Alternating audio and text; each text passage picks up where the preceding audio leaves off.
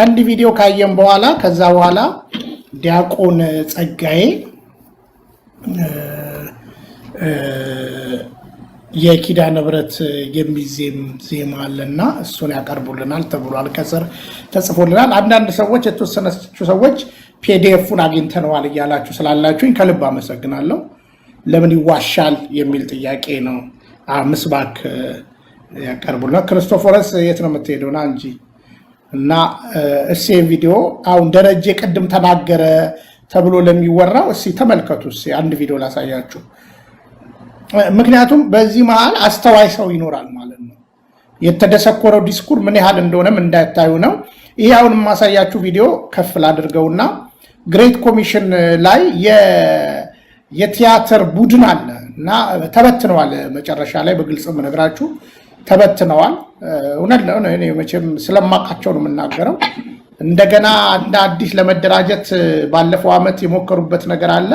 ምን እንደደረሱ አላውቅም፣ ግን ለ10 አመት ተበትነዋል።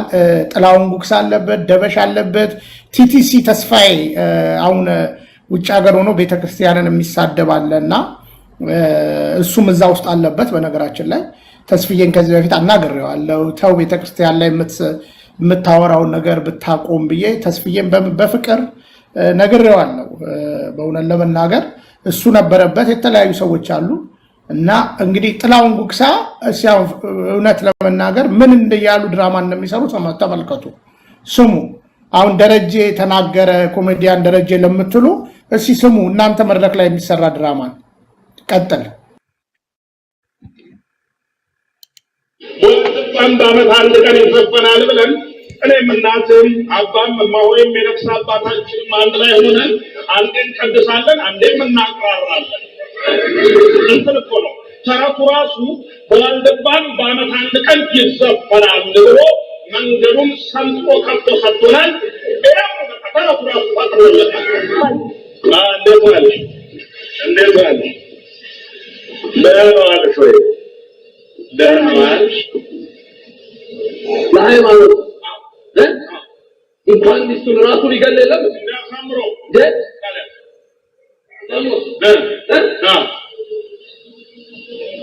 ጻድቁ ሰው እሺ ወፋ ብትጠማ ወፋ አይናችሁን ከፍተው የአይናችሁን ብሬን አፍሳል ልትጠጣ ተቀብላ ወፋ ጻድቁ ሰው እንኳን ሚስቱን መግደል ደግሞ እንደዛ መሰል ብቻ መሰለህ ሰው ለሃይማኖት ሰው በአንድ እግሩ 7 ዓመት ሙሉ ቆሞ ጸለየለም እንኳን ሚስጥር መግደል ሰማዕቱ ሰው ነው። ሰማዕቱ ሰውየው ሰነጣጠቁት በሙቀጫ ሰውየው በወቀፈችው እሺ ዘሩት እርሻ ላይ ወስደው ዘሩት ወቀጡትና ፈጩትና ሰውየውን ሰማዕቱን እርሻ ላይ ወስደው ዘሩት። ታዲያ ምን በቀለ? እህል በቀለ? ሰው በቀለ? እህል በቀለ? ምን በቀለ? ሰጥያ አልነገሩ አይናገሩ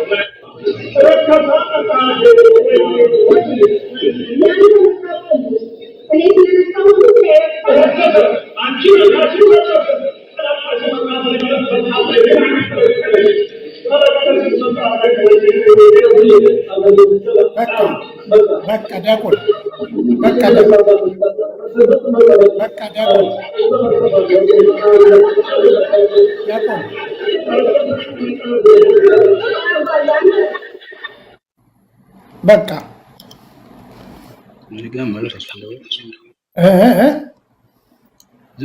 እዚህ ጋርም ሲቀልድ ነው።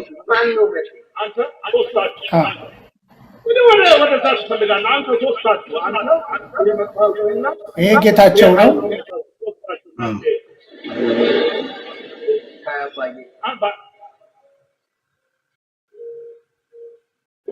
ይሄ መጽሐፍማ አባዬ ጥንት አባቶቻችን አያት ቅድመ አያቶቻችን በውስጡ ስላለው እውነት ራሳቸውን አሳልፈው የሰጡለት ይህንን ለትውልድ ያስተላልፉ ዘንድ ሌሎችን በውስጡ ያለውን እውነትና ቁም ነገር ይረዱ ዘንድ በህይወት እንኳን እያሉ ራሳቸውን ለሞት አሳልፈው የሰጡበት የስንቱን ህይወት የለወጠና የሰራ የእግዚአብሔር እውነት ያለበት መጽሐፍ ቅዱስ እውነት አባ የኔ የራሴ የኖረው መጽሐፍ ቅዱስ አዎ ይሄ የኔው የራሴ ነው አዎ አንተ ነህ በቃ አንተ ነህ ተራስጌ ላጣርገው ወስደ ሰሞኑን በቅሸት የሰራህ አንተ ነህ አባዬ ይሄ መጽሐፍ እኮ በውስጡ ላለው እውነት ሲገዙና ሲኖሩ እንጂ ሲንተራሱ ከቅዠት አያድንም። አንተ ቅዱሱን መጽሐፍ በእጅህ ታረከስከው አንተ ርኩስ አባዬ መጽሐፍ ቅዱስ ሁሉ እኮ አንድ ነው። ሁላችንም የምናነበው ሁላችንም የምንይዘው አንተ መጽሐፍን በእጅህ ታረከስከው የተቀደሰውን መጽሐፍ ርኩስ አንተ ርኩስ ወይ አንተ አባቴ እሺ ዲያቆን በቃ ዲያቆን ይሄን ያህል ካሳየናቸው ያው የኔ ቲክቶክ ላይ ኦሬዲ ከሰዓት ከሆነ ምናልባት ተጭኖም ሊሆን ይችላል ይኸውላችሁ እነ ጥላሁን ጉግሳ እንደዚህ ነው የሚቀልዱት። አሁን አንዳንዶቻችሁ አይ ይሄ እኮ የዛሬ 10 ዓመት ነው ምናምን ነገር ብትሉኝ አሁን እኮ ጥላሁን ጉግሳ አሁንም መድረክ ላይ ነው የሚናገረው። ሩቅ አትሂዱ እኮ የእሱ እንግዲህ ሶስተኛ ሚስቱ ቲጂ ኒቆዲሞስ ሾው እያለች በምታዘጋጀው ፕሮግራም ላይ የተለያዩ አገነስት ኦርቶዶክስ የሆኑ ሰዎችን እያቀረበች ነው የምታሰድበው ቤተክርስቲያን። አናግሬያታለሁ በነገራችን ላይ ተይ አታውቂያትም ቤተክርስቲያንን ብዬ አናግሬያታለሁ።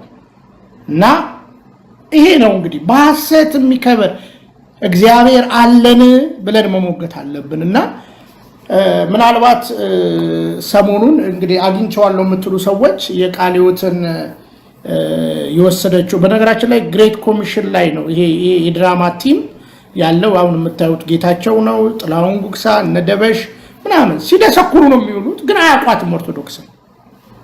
እንኳን ጥላሁን ጉግሳ ጳጳስ ነኝ የሚሉ ሰው ቢወጡ ከኦርቶዶክስ አውቃታለሁ ቢሉ እኔ አያውቋትም ነው እያልን ያለ ነው። ምክንያቱም በሱ ዙሪያ እንግዲህ ምልከታችሁን እንሰማለን። ምናልባት ዲያቆን ጸጋዬ አንድ ምስባክ በሉልን እየተባለ በውስጥ ስለተጻፈልን ነው እርሶን ልጋብዝና ከዛ እንቀጥላለን ማለት ነው።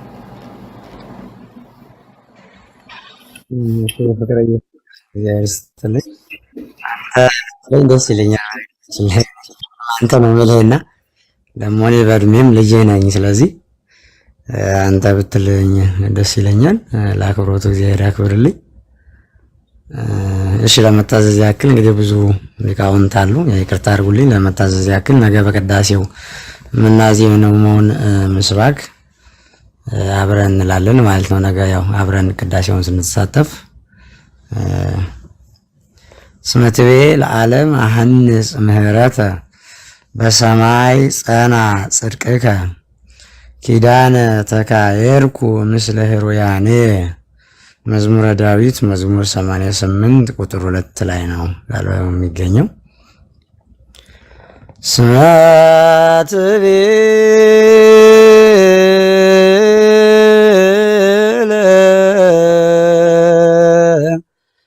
ዓለም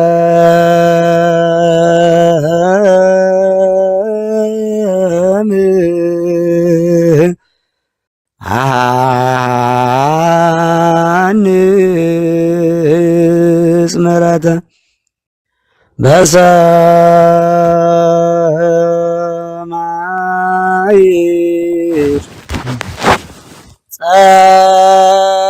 ጸና ጽድቅከ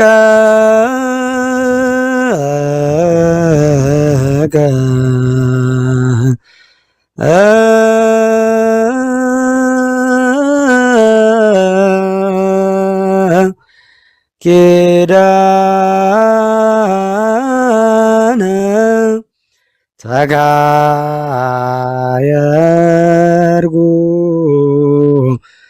ምስለ ሄሮያኔ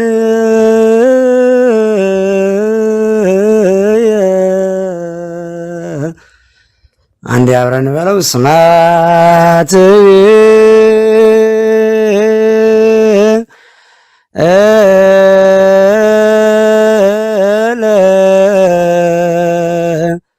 ዓለም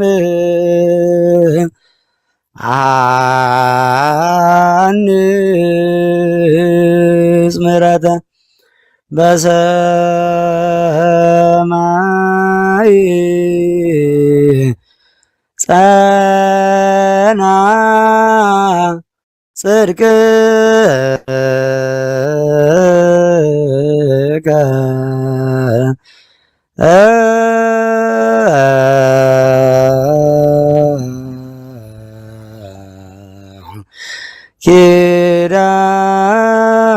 ኪዳነ ተጋየርኩ ምስለ ሮያን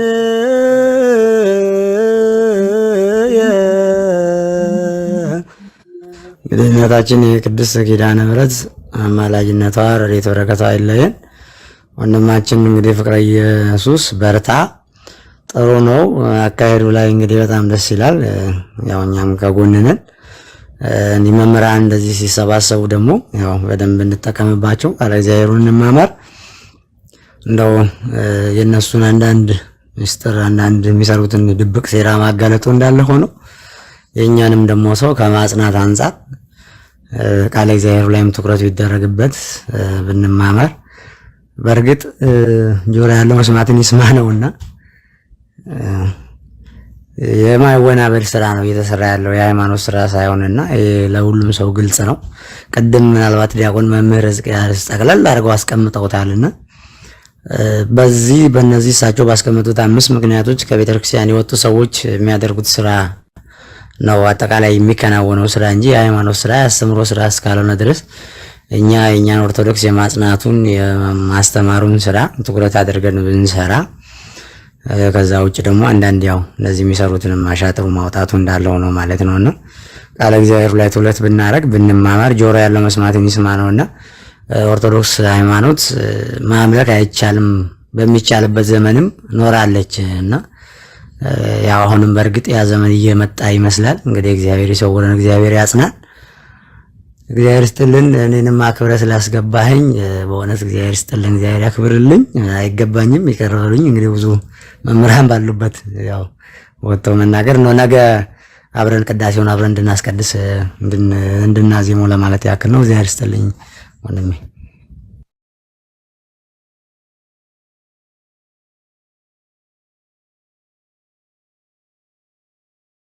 ቃልዮት ያሰማልን። እሺ መምህር ወንጌል ከየት ነው?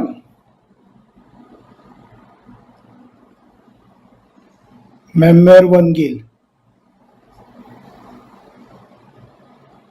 መምህረ ወንጌል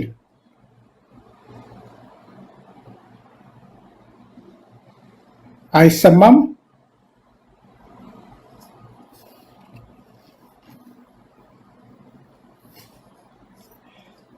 መምህረ ወንጌል ከየት ነው? ጤና ይስጥልን።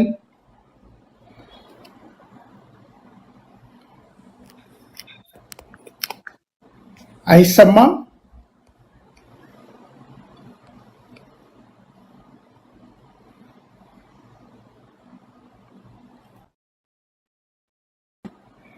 አይሰማም?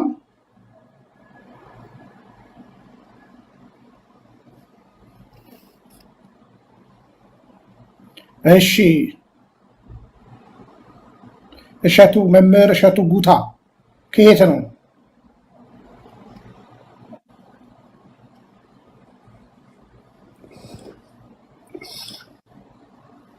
ይሰማል?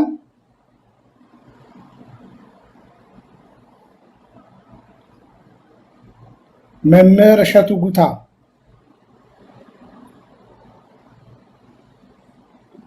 እሺ ቼክ አድርጓቸው። እሺ ቢዳዬ ጥቂት እንትን በይና ምናልባት ዲያቆን ሕዝቅያስ ወይም ዲያቆን ዳዊት አያችሁት? ፒዲኤፉን አገኛችሁት? ለማግኘት ያክል እሱን ፒዲኤፍ አላየሁትም፣ እውነቱን ለመናገር አየዋለሁ። ግን ምናልባት ጊዜ ካለ አንድ ሁለት ነገር በእስጢፋኖስ ጉዳይ ለማንሳት ሐሳብ ነበረኝ። ወይ አሁን ይሻላል ወይስ ይችላል? እሺ ሚናን ትንሽ እናናግራትና ሚና ትናገርና ምናልባት ዲያቆን እስቂያስ አክሰሱ ካላችሁ ፌስቡክ ላይ ፊት ለፊት ስለሚመጣ ቃለ ሕይወት ቤተክርስቲያን በአማርኛ ብላችሁ ጽፎ መተዳደሪያ ደንብ ስትሉ በመከራ ውስጥ ያበበች ቤተክርስቲያን ይላል። ትልልቅ ጽሁፍ ነው። ገረፍ ገረፍ ብታደርጉት ይታያል። እዛው ላይ ወደ መጨረሻው ከገጽ 23 ጀምሮ ታገኙታላችሁና አንዳንዶች አገኘ ነው ስላሉ ነው። ሚና የምትይዝ ነገር አለ? እንደምን አላችሁ? እርሳችሁ በያላችሁበት ነፍስ የሚያረሰርስ ነው። ሁሌም በእርግጥ እዚህ ቤት መገኘት ለነፍስ የሚጠቅም ነገር ይዘን ነው የምንወጣው። ምወዳቸውን እኔ በአሜሪካን ሀገር ስኖር ሰላሜን እንዳገኝ ካደረጉኝ በተለይ በመጀመሪያ አካባቢ እንደመጣው አካባቢ ማረፊያዬ የሆነ ርቦኝም እንኳን ከስራ ብወጣ ሄጄ ስማር ደስ የሚለኝን ድምፅ ዛሬ ተደግሜ ስላገኘሁት መምህሬ ዲያቆን እስቂያስ በጣም ነው ደስ ያለኝ።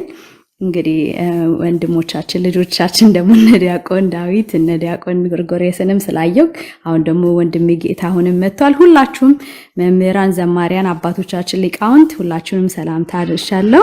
ጋሽ ቢኒ እድል ስለሰጠኝ አመሰግናለሁ።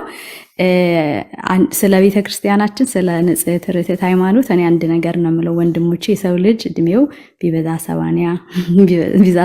70 ከዛ 80 ነው ይላልና በዚህ ቅድስት ቤተ ክርስቲያን ዓላማዋ ሰዎችን ለክርስቶስ መንግስት መጨመር ስለሆነ በሚስጥራተ ቤተ ክርስቲያን ከብሮ የመኖርን እድል የምናገኘው እዚህ ቤት ስለሆነ ለዚህ እንሽቀዳደም ባይነኝና በዚህ በጣም ደስተኛ ነኝ በቤቱ በመኖሬና እናንተም እንደዚህ አይነት ስሜት ኖሯችሁ እንድኖሩ ሁሉም የሰው ልጅ በሙሉ ወደዚህ ቤተክርስቲያን መምጣት አለበት ብዬ ነው ማምነው ማስበው። ጋሽ ቢኒ ደግሞ ባክ ቱ ዘ ኦሪጂን ብሎናል። ሀገራችንን ስናውቃት ቤተክርስቲያንን ስናውቃት ተገልጻ ማታልቅ ቤት ሙሉ ርትዕት ቤት ስላለችን መልስ ያላት እንጠይቅ፣ እንማር። ወጣቶች ደግሞ ሰንበት ትምህርት ቤት ሂዱ ነው የምለው። ብዙ ጊዜ ኦንላይን ላይ እንመጣለን ቁጭ ብለን ግን አንማርም። ስለዚህ የሁሉ መሰረት ሰንበት ትምህርት ቤት ነው። ከዚህ የምንይዘውን ይዘን ወደ አጥቢያ ቤተክርስቲያናት ሄደን ከአባቶች እግር ስር ቁጭ ብለን ሰንበት ትምህርት ቤት ኦፊሻሊ ተመዝግበን እንማር ባይ ነኝ። የዛ ከሆነን አንንገዳገድም ብዬ ነው ማስበው። ይህም ብዬ ጋሽ ቢኒ የመጣሁትኝ መልእክት ለማስተላለፍ ነው እድል ከተሰጠኝ። እንግዲህ እኔ ለማታቆኝ ሰዎች ሚና ነው የሚባለው፣ ሬጅስተር ነርስ ነኝ፣ የአራት ልጆች እናት ነኝ። ዛሬ የመጣሁበት ትልቁ ዓላማ ምንድን ነው? እግዚአብሔር ረድቶኝ እንግዲህ ቤተክርስቲያን ከሰጠችኝ እድል ማህበረሰቡ ማንቃት ማለት አልችልም፣ ግን ያወቅነውን ተጋግዞ ማህበረሰባችን አብሮ መስራት ነውና በዚህ ውስጥ እኔ ከምሳተፍባቸው አንዱ የኦቲዝም እና አሁን ደግሞ የዳውን ሲንድሮም ቤተሰቦችን ማጽናት ነው። ብዙ ሰዎች ወደ እኔ ሪች አውት ያደርጋሉና የፊታችን ቅዳሜ ዴሬስ ቦርን ቱ ኢንስፓየር ፒን የተደረገ ፔጅ አለ። ለምታውቁት ሰዎች በሙሉ ሼር ዱዌት እንድታረጉልን እናንተም ደግሞ መታችሁ እንድትማሩ በዚህ ሙያ ውስጥ የሌላችሁ ሰዎች ወጣቶች ቢሄቪየራል ሄልዝ እንድታጠኑና ወገኖቻችን ብዙ የሚደረስበት እጅ ስላለ ወደዛ እንድትመጡ በተለይ ውጭ ሀገር የምትኖሩ ሰዎች ደግሞ ገንዘቡ ምዛኔ ያለው ሰርተን ማደግ ካለብን እላለሁኝና የዳውን ሲንድሮም ትምህርት በዶክተር ሐዋኒ ዴሬስ ቦርን ቱ ኢንስፓየር ጋር ይሰጣል። በቅርብ ቀን ደግሞ ዶክተር ፍቃደ ስላሴ ቤት ደግሞ ይደገማል። እነሱን ለኦቲዝም ቤተሰቦች ግሩፕ እንደሰራ ነው በዴሬስ ቦርን ቱ ኢንስፓየር። አሁን ደግሞ የዳውን ሲንድሮም ትምህርት የሚሰጥበት ቤት ለመመስረት ከእናቶች ወንድሞች ጋር እየተባበርን ስለሆነ መተን እንማር ብዬ ኢንቫይት ላደርግ ነው የመጣሁትኝና እግዚአብሔር ይስጥልኝ። ጭማሪ ጥያቄ ያላችሁ ሰዎች እኔ መርዳት እችላለሁ፣ እኔም ይገደኛል የምትሉ ሰዎች ደግሞ እንድታገኙኝ ልጋብስ ነው የመጣሁትኝ። እግዚአብሔር ይስጥልኝ። እናመሰግናለን። ቃለ ሕይወት ያሰማልን እህታችን፣ እናመሰግናለን። ቴንኪው። ያው እንግዲህ የሰሙሽ ሰምተዋል። መተሽ ሌላም ጊዜ ማስታወቂያ ተናገሪ። በርችልን። ዲያቆን ዳዊት መቀጠል ይችላሉ። መልካም። ባለፈውም ይህን ሰሞን የእስጢፋኖስ ጉዳይ ብዙ እየተነሳ ነው እና እንግዲህ ከኔ በላይ ብዙ የሚያውቁ አሉ። ግን እንደው በጥቂቱ አንደኛ እስጢፋኖስ ማን ነው የሚለውንና የእስጢፋኖስ ታሪክ ዛሬ ለምን ተፈለገ የሚለውን ነገር እንደው በአጭሩ ብዙ ሰዓት አልወስድም፣ ግን በአጭሩ አንዳንድ ነገሮች ማንሳት ስለፈለግኩ ነው። ምናልባት መገንዘብ ያለብን በተለይ የእስጢፋኖስ ተከታዮች ነን ለሚሉት እንደ ጥያቄ መንገድም እያነሳሁ እሄዳለሁ እና አንዳንድ ነገሮች አውቀነው ነው እንደዚህ የምንለው ወይስ ባለማወቅ ነው እያልኩ ከራሴ ጋር እየተከራከርኩ ነው እና የሚገርሙ ነገሮች ስላሉ ነው። መጀመሪያ እስጢፋኖስ ማን ነበር ስንል እስጢፋኖስ መነኩሴ ነበረ። ብዙ ትምህርት ያልጠገበ ገዳም ውስጥ ጉንዳ ጉንዴ የሚባል ገዳም ውስጥ ኖርዘርን ሪጅን ኦፍ ኢትዮጵያ የነበረ መነኩሴ ነው። አንድ አባት ጠይቄ ስለ እስጢፋኖስ ያለው አመለካከት ምንድነው ስል ጀስት ምንድነው ችኩል ሰው አለ አይደለ? በጣም የሚቸኩል እንትን የሚል እንደዛ አይነት አቲቱድ የነበረው ብለህ ሳለው አሉኝና የእውነትም ብናነበው የእስጢፋኖስን ጉዳይ በቃ ለሁሉም ነገር የሚቸኩልና ተናዶ ከገዳም ውስጥ ብዙ ክርክር አስነሳ። ያስነሳው ክርክር ምንድን ነው? እነዚህ መነኮሳት አይጸልዩም፣ አይሰግዱም፣ አይጾሙም፣ አይጸልዩም ብሎ ተናደደ። ከዛ በኋላ ብዙ ክርክር ሲነሳ መጀመሪያ ደውል ተደረገና ወደ ቤተ መንግስት እንዲሄድ ተደረገ። በዛ ጊዜ እንደዚህ አይነት ችግሮች ሲመጡ ውሳኔ የሚሰጠው በቤተ መንግስት ስለነበረ ካልተሳሳትኩ ይህንን እንደገናም ቼክ ማድረግ አለብኝ። በዛ ጊዜ የነበረው ንጉስ ተክለ ማርያም መሰለኝ፣ ከዘርዓ ያዕቆብ በፊት ማለት ነው። እዛ ሄዶ ተጠየቀ። እምነትህ ምንድን ነው? ምን ታደርጋለህ? ምንድን ነው ስራው ተብሎ እስጢፋኖስ ምን ብሎ ነገረ? ልክ አሁን የተነሳው እነዚህ መነኮሳት እንደዚህ ናቸው፣ እነዚህ መነኮሳት እንደዚህ ናቸው ብሎ ብዙ ተከራከረ። ተክለ ማርያም ካየው ህይወቱን ካየው በኋላ ይህ ሰውዬ እኮ ዝም ብለህ አትረብሽ፣ አርፈህ ቁጭ በል የሚል አይነት መልስ የሰጠው እንደሚመስል መለሰው ይላል ወደ ሰሜን። ከዚህ የምንወስደው አንድ ነገር አለ። የእስጢፋኖስ ተከታይ ነን ካልን ወደ ገዳም እንግባ። መጀመሪያ ጾምን ጀምር፣ ስግደትን ጀምር። ምክንያቱም ሰውየው መንፈሳዊ ነበራ። ስለዚህ አሁን ነነዌ ጾም እየገባ ስለሆነ በዚህ አጋጣሚ ያለኝ ምክር ምንድን ነው? የእስጢፋኖስ ተከታዮች በሙሉ ጾም እንድትጀምሩ ታውጀዋል። በማን? በአባታችሁ በእስጢፋኖስ፣ አባቴ ስላላችሁት ማለት ነው። ይህን ተረድተነው ነው ብዬ ሁሌ እንትን የምለው ለዚህ የእስጢፋኖስን ታሪክ የእውነት አንብበነዋል፣ ሀሳቡን አግኝተነዋል። ምክንያቱም እኮ መጀመሪያው የተነሳበት አቋም ቶሎ ወደ ስግደቱ እንሄዳለን አይደለም። መጀመሪያ እንጸልይ፣ እንጹም፣ ራሳችንን ከመጥፎ ነገር እንጠብቅ በሚለው የኦርቶዶክሳዊ ሀሳብ የያዘ ገዳም ውስጥ የሚኖር ነው። ስለዚህ በፍጥነት ሁላችንም እንመንኩስ፣ የእስጢፋኖስ ተከታዮች ከሆነን ማለት ነው። አባቶችን መሳደብ ይቁምና አባቶች ሆነን እንገኝ። ይሄ መጀመሪያ የምንወስደው ጉዳይ እዚህ ጋር ነው ማለት ነው። ወደ ሁለተኛው ፖይንት ስንሄድ ባለፈው አንስቼዋለሁ። ዘርዓ ያዕቆብ ወደ ንግስናው ከመጣ በኋላ በነገራችን ላይ በተአምረ ማርያም ሌላ ቶፒክ ስለሆነ ብዙ መግባት አልፈልግም። ተአምረ ማርያም አትሊስት ብዙ ጊዜ ከዘርዓ ያዕቆብ ጊዜ ጀምሮ ነው ይባላል። ዳትስ ናት ትሩ። አትሊስት በአፄ ዳዊት ጊዜ ጀምሮ ተአምረ ማርያም ኢትዮጵያ ውስጥ ገብቷል እና ይነበብ ነበረ። ዘርዓ ያዕቆብ ምንድነው ያደረገው? በቅዳሴ ሰዓት እንዲነበባል። he connected it with liturgical services. This is important. ሲጀመር መጀመሪያ ነገር ተአምረ ማርያም የኢትዮጵያ ታሪክ ብቻ አይደለም። በዓለም ላይ ስለ እመቤታችን ማርያም ብዙዎች ጽፈዋል። የኢትዮጵያ ችግር እናንተ ኢትዮጵያውያን እና ውስጥ ሳይቀር ስለ እመቤታችን ማርያም ሜሪ ካልት እየተባለ ብዙ የተጻፈ ነገር አለ እና በአፄ ዳዊት ጊዜ ግን ምን ሆነ? if not a little bit before ግን at least በ14ኛው ክፍለ ዘመን ተአምረ ማርያም ወደ ኢትዮጵያ ገባ። ከዛ በኋላ ዘርዓ ያዕቆብ በቅዳሴ ጊዜ እንዲነበብ ተደረገ። ሌላም አይነት ነገሮች ሲያደርግ ሲጀምር ያኔ ሁለተኛውን ኦብጀክሽን እስጢፋኖስ ጀመረ ማለት እስጢፋኖስና ተከታዮቹ በዚህ ጊዜ ያነሱት ጥያቄ ስለ ስግደት ብቻ አይደለም። ብዙ ጥያቄዎች ስለ ሰንበት ጥያቄ አንስተዋል። ስለ የሆነ በዓል የሚከበር ነበር ስለዛም የሆነ ነገር አንስተዋል። ስለ ስግደትም አንስተዋል። ግን የተለያዩ ጥያቄዎች አንስተው በዛ መሃል አንደኛው ሚስጥረ ሥላሴ ላይ ጥያቄ ነበራቸው። ይህንን ባለፈውም ሜንሽን አድርጌዋለሁ። እንደው ወንድማችን ጋሽ ቢኒያም ይህንን ደግሞ መርጌቶችን መጥተው በደንብ መጽሐፈ ብርሃንን የዘርዓ ያዕቆብን ቃል በቃል ቢፈቱ ጥሩ ይመስለኛል። ለሁሉም እንዲገነዘበው ታሪኩ ከወጣ አይቀር በደንብ ይውጣ ሬፕሬዘንት ተደርጎ። መጽሐፈ ብርሃን ዘርዓ ያዕቆብ የጻፈውን ብናነበው ባለፈውም አንብቤው ነበር። እንደው ለመድገም ያክል ይሄ የዘርዓ ያዕቆብ ጽሑፍ ነው።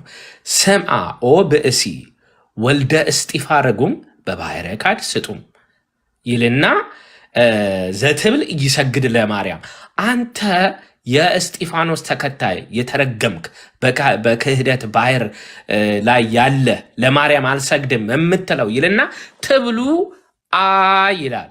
ትብሉ አ ይላል። ይቺ አ ትራስ ነች፣ ወይም በዚህ በዩሮፒያን ቋንቋ ኮቴሽን ማርክ ማለት ነው።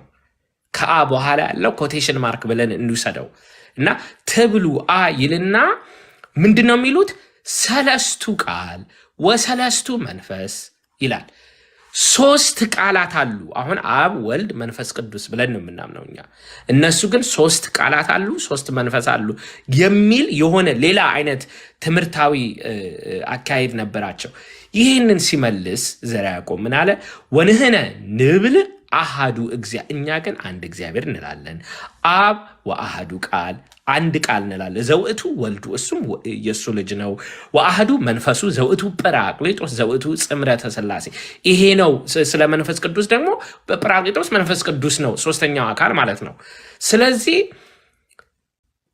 የእስጢፋኖስ ተከታይ መጀመሪያ ብያለሁ፣ የእስጢፋኖስ ተከታይ ከሆነን መጾም መጸለይ ገዳም መግባት ያስፈልጋል። የት እስጢፋኖስ ተከታይ ከሆነ ዝም ብሎ ዘሎ ስግደቱ ጋር አይደለም። ሁለተኛ ደግሞ የእስጢፋኖስ ተከታይ ከሆነን ሥላሴን አለመቀበል አለብን ማለት ነው። ሥላሴን መካድ ያስፈልጋል። ምክንያቱም እስጢፋኖስ ሥላሴ ላይም ጥያቄ ስለነበረ ከዘርዓ ያዕቆብ ታሪክ ጋር ብናነባው እንዲህ ይላሉ እያለ በተለይ ምስጢረ ሥላሴ ላይ ያወጣቸው ብዙ ነገሮች ስላሉ ይሄንን እንደው የመጽሐፈ ብርሃንን ብናነበው ጥሩ ይመስለኛል ማለት ነው። ስለዚህ ሁለቱን ነገር እንዳንረሳ። ሰከንድ ፖይንት፣ ይሄ የመጀመሪያው ፖይንቴ ነው። እንግዲህ እስጢፋኖስ ማን ነው የሚለውን እስጢፋኖስ ገዳም የሚኖር የሚጾም ግን በሥላሴም ያላመነ ሰው እንደሆነ መጀመሪያ እንረዳ። የእስጢፋኖስ ተከታይ ነኝ ከማለታችን በፊት። ከዚህ በኋላ ግን ያለው ምንድን ነው? ለምን ይሄ ታሪክ አስፈለገ? ይሄ ታሪክ ለምን ተፈለገ? በተለይ በዛሬ ጊዜ ስንል በቅርቡ ቅርብ ማለት past I think like 10 years or something ጌታቸው ኃይሌ የእስጢፋኖስን ታሪክ አውጥተውት ነበረ። እንግዲህ people have different perspective። ጌታቸው ኃይሌ ስኮላር ይባላሉ፣ ታዋቂ ይባላሉ። ግን አትመው ያወጡት ነገሮች አሉ። የእሳቸውን ሬፍረንስ ብናይ ሁለት የጣሊያን ስም እየተደጋገመ ይጠቀሳል። እሱም ኤንሪኮ ቸሩሊ፣ ሌላኛው ካርሎ ኮንቲ ሮሲኒ። ይህንን ባለፈው እንግዲህ ጠቀስ አድርጌ ሄጃለሁ። እነዚህ ጣሊያኖች ማን ነበሩ ስንል አንደኛው በጣሊያን በገቡ ጊዜ ኮሎኒያሊዝም እንዴት ይደረጋል የሚለውን ጥያቄ ለማጥናት ወደ ኢትዮጵያ የመጡ ሰዎች ናቸው። የእነሱ ጽሁፍ ዛሬ ቴዎሎጂ ተማርኩ ተመራመርኩ የሚለው ሰው በሙሉ ይጠቅሳቸዋል ማለት ነው። አንደኛው ጽሁፉ ውስጥ ራሱ ምን ብሏል? one may also study the native to learn to govern him ይላል። ሰውየውን ታሪኩን አንብቡት ለመግዛት ከፈለጋችሁ ብሎ የጻፈው አይነት ጽሁፍ ዛሬ እንደ ስኮለርሽፕ ይጠቀማሉ። በዛ ጊዜ የፈለጉት በዘር ለመከፋፈል በሃይማኖት ለመከፋፈል ነው። የዌስተርን ስኮለርሽፕ ብናነብ ጽሁፉ በሙሉ ኮንክሉዥኑ ምንድን ነው? ሜቢ እንደዚህ አይነት ችግር የተፈጠረው ያ ትግሬ ስለሆነ ይሄ አማራ ስለሆነ የሚል አይነት እይታ የያዘ ነው። በዛሬው ጊዜ የእስጢፋኖስ ታሪክ ለምን ተፈለገ? አማራና ትግሬ ምንድን ነው ምናምን የመሰሉ የዘር ጥያቄዎች አብረው ስለሚያስነሱ ይሄ ተፈልገው ነው። አሁን በማንኛውም ጊዜ ስለ እስጢፋኖስ በተለይ ሪሰርች የሚያደርጉት ዌስተርነርስ አጀንዳ ስላላቸው ነው። እባካችሁ በዚህ ተነስተን የእውነት አንዳንድ ሰው እኮ ቅን ልብ ይዞ የሚመራመር አለ። ለምን ታሪኩ ወጣ አይደለም ግን what's the purpose ጎሉ ምንድን ነው ስንል ዞሮ ዞሮ እስጢፋኖስ እንደዚህ የደረሰበት ከሌላ ሀገር ስለነበረ ነው፣ ሌላ ዘር ስለነበረ ነው የሚል ትንታኔ ከዝሩ አለና ይሄንን ልንረዳው ያስፈልጋል። ዝም ብለን እንደው ይሄ ምስኪን እንደው እስጢፋኖስ እንደው እየተባለ የሚገባ ነገር አይደል። ከጀርባው ሌላ ካምፔን ስላለ ማለት ነው። እና ይቅርታ ጊዜ ከወሰድኩ እነዚህን ነገሮች ግን እንደው በደንብ እያየነው እየተረዳነው ማለፍ ያስፈልጋል።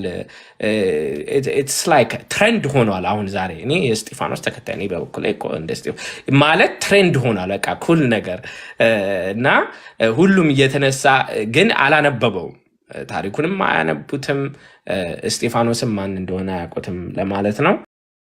የክርስቶስ ቤቱ መሰረቷ